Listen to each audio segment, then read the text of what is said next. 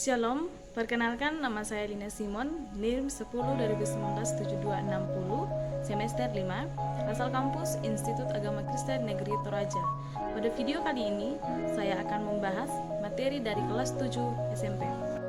Baiklah, sebelum memulai materi, silakan adik-adik mendownload aplikasi QR dan barcode scanner untuk digunakan men-scan QR kode yang sudah saya buat. Nah, caranya silakan di screenshot QR kode yang sudah saya buat, lalu di scan menggunakan aplikasi yang sudah di-download.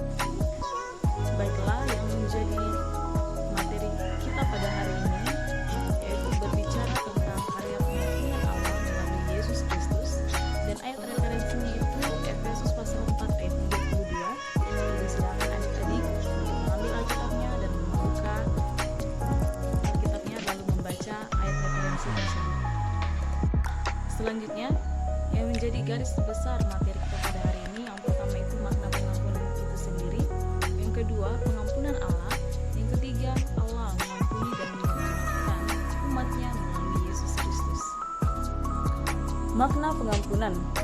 Menurut Kamus Besar Bahasa Indonesia, pengampunan adalah pembebasan dari ketuntutan karena melakukan kesalahan atau kekeliruan. Sedangkan di dalam kitab suci Perjanjian Baru terdapat dua kata. Yang pertama itu karisomai, kata kerja yang berarti melakukan secara anugerah, dan kata apesis, kata benda yang berarti melepaskan. Dengan demikian, kata pengampunan adalah pengampunan atau pembebasan dari kesalahan atau dosa.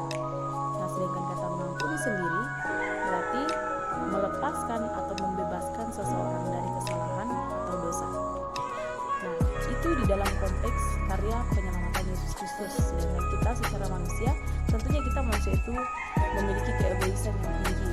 Nah, mulai dari itu maka kita belajar dari dalam diri kita bagaimana kita bisa untuk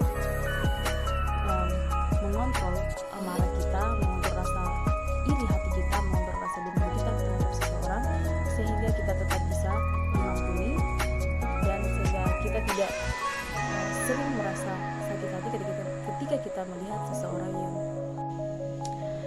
pengampunan Allah. Kita tahu bahwa manusia sering menyakiti hati Tuhan, bahkan dari berbagai cerita yang dapat kita baca di dalam Alkitab. Tetapi Allah begitu mengasihi manusia sehingga pengampunannya dinyatakan melalui pengutusan Yesus Kristus ke dunia. Penderitaan-penderitaan yang dialami Yesus itulah yang menyebabkan kita mengalami pembebasan, mengalami pengampunan dari kesalahan dan dosa yang kita lakukan. Mengapa Allah mengutus Yesus ke dunia? Alasan yang pertama, karena Allah mengasihi manusia. Alasan yang kedua, karena Allah Maha Pengampun. Alasan yang ketiga, Allah adalah penyelamat. Nah, melalui pengutusan Yesus ke dunia, kasih pengampunan, penyelamatan nyata atas kita manusia. Ketika Yesus mengalami penderitaan di dunia, ketika Yesus mengalami kematian lalu bangkit, maka pembebasan pengampunan kita dari dosa pun terjadi atas kita. Bahkan ketika Yesus ada di dunia, Yesus mengajarkan kepada kita untuk mengasihi sesama kita, bahkan mengasihi musuh kita. Itu adalah kasih yang luar biasa yang diajarkan Yesus kepada kita. Nah, mengapa di dalam keluarga atau dalam persahabatan terkadang tidak ada keharmonisan? Itu karena kurangnya pengampunan, sulitnya kita mengampuni.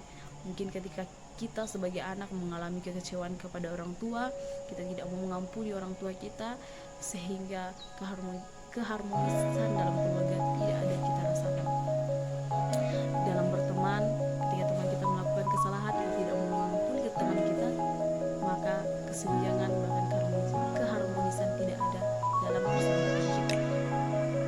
Oleh karena itu, marilah kita belajar untuk mengampuni sesama kita, belajar untuk mengampuni orang tua kita, belajar untuk mengampuni saudara kita, sehingga keharmonisan terjadi dalam keluarga kita, bahkan dalam pertemanan kita.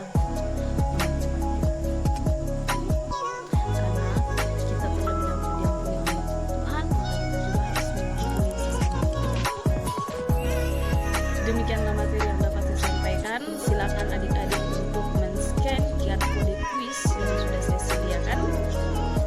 menjawab pertanyaan yang ada. Selamat bekerja.